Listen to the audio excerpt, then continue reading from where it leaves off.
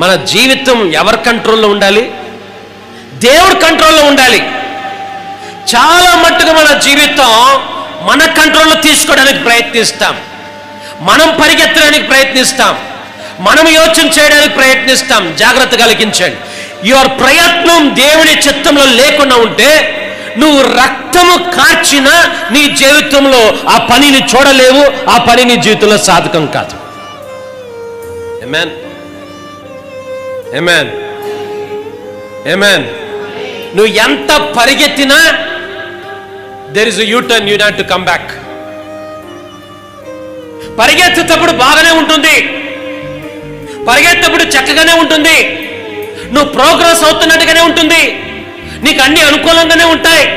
కానీ there is a time you have to turn back, come to the same place that you have started with. నువ్వు ప్రారంభించిన అదే స్థలానికి మళ్ళా తీసుకుని వచ్చి మరలా నీ జీవితాన్ని దేవుడు ప్రారంభిస్తాడని చెప్పడానికి ఇష్టపడుతున్నా. If you are not in the will of God, amen. నువ్వు దేవుడి చిత్తంలో ఉన్నావా?